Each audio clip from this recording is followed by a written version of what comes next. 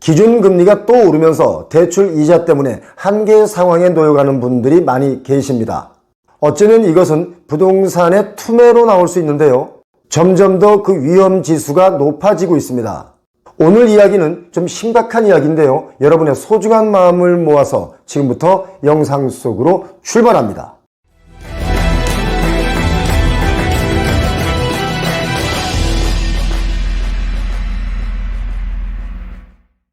저희 표용호TV에서 예측해 드렸듯이 염려하고 걱정하던 일들이 터져나오고 있는 중입니다. 69조 시한폭탄의 핀이 뽑힐 수 있습니다. 38만 가구가 집을 팔아도 빚을 못 갚습니다.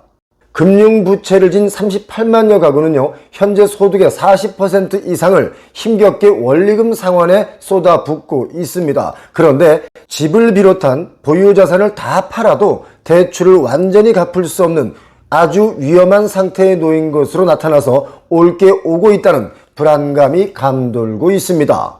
이제 한국은행이 지난번 기준금리를 빅스텝, 그러니까 0.5%포인트를 올린 후에 다시 두 번째 빅스텝이 유력해지고 있죠. 계속 금리가 빠르게 오르면 이들 고위험 또는 취약대출자분들의 이자 부담으로 인한 부실 위험이 커질 수밖에 없는데요. 한국은행이 빅스텝을 밟으면 대출이자가 6.5조가 올라갑니다. 0.5% 올리면 6.5조가 오르는 거죠. 10월, 11월 연속 빅스텝을 밟았다라고 하면 1인당 연이자가 두 달 사이에 66만원 급증합니다. 금리가 추가로 인상되는 만큼 부실 위험이 더 커질 전망과 작년과 재작년에 낮은 금리를 노려서 이른바 영원까지 끌어모아 빚을 내서 투자에 나섰던 시민들은 지금 금리 인상 소식에 아주 깊은 시름에 빠져가고 있습니다.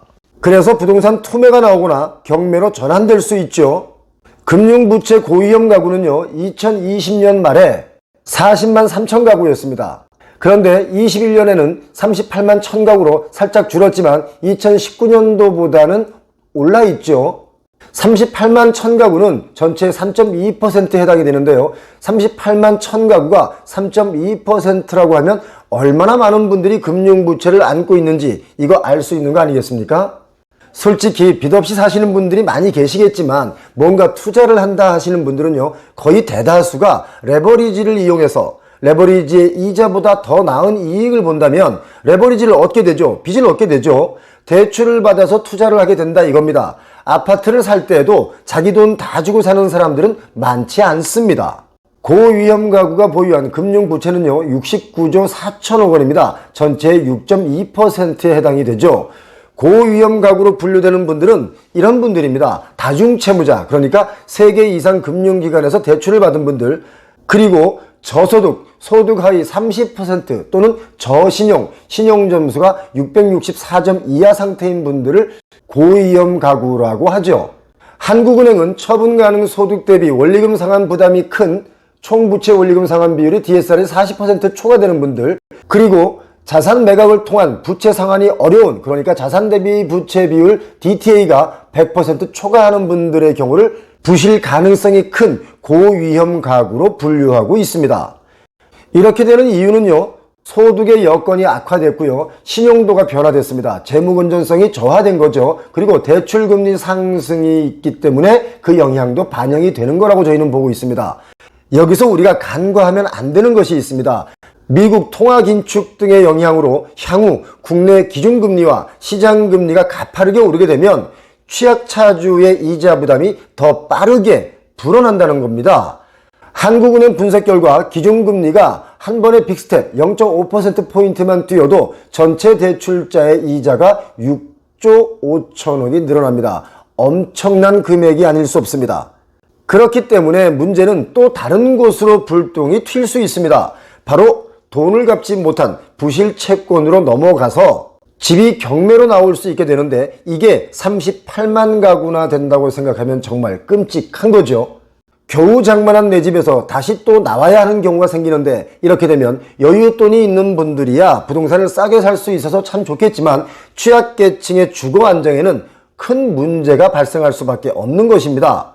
저금리 시대에 누렸던 나름의 호사들이 이제는 감내할 수 없는 정도의 힘듦으로 다가오는 추운 시절이 눈앞에 와 있습니다. 지출을 줄이고 저축을 늘려야 하는 이 상황에 저축은커녕 빚도 다 못 갚을 판이라서 경기 위축은 불가피해 보이죠. 이럴 때 돈을 가진 부자분들은요, 돈 좀 펑펑 써주세요. 그래야 경기가 돌 거 아니겠습니까? 여러분 돈 쓰는 거 우리 안 말릴게요. 0.5%포인트 빅스텝을 가져간 소득계층별 이자 증가액을 보면요, 저소득층 하위 30%를 말하죠. 7천억 원이 증가합니다. 그런데 고소득층의 상위 30%는요 4조 1천억 원이 증가합니다. 이렇게 금리가 계속 오르면 아파트나 다른 주택을 가진 분들도 위험하겠지만 투기꾼들이 대출을 80%를 끼고 집가 상승을 노려서 소형 건물을 매입한 사람들, 이 사람들도 위험해질 수 있는 시기가 다가온 겁니다. 제가 80% 대출 받아서 시내 부동산을 사신 분들을 왜 투자자가 아니라 투기꾼이라고 부르냐면, 투자자는요 대출을 80%씩이나 받아서 건물을 사지는 않습니다. 아무튼 이렇게 되면 토지, 땅값도 하락할 수 있는데요, 땅값이 떨어져야 진정한 부동산의 안정기가 온다고 저희는 보고 있습니다. 우리나라 땅값은요 유례없는 버블입니다. 알고 계시죠? 저희가 여러 번 말씀드렸습니다. GDP 대비 5배가 훨씬 넘습니다. 세계적인 수준입니다. 부동산 안정화는 땅값 버블부터 잡아야 되는데 이게 그동안 안 잡혔죠. 이번엔 잡힐까요? 여러분 생각은 어떻습니까? 제 생각은요, 잡힙니다. 어설프게 집가 상승을 노린 사람들이 매수에 적극 나서면서 대출을 80%까지 받아서 건물을 사거나 땅을 산 사람들 또는 중소기업들이 참 많죠.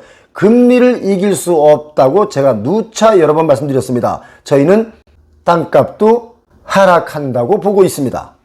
우리의 구독자님들 오늘도 시청해 주셔서 감사합니다. 표용호TV 구독자님들은 부자 되시리라 믿습니다. 감사합니다.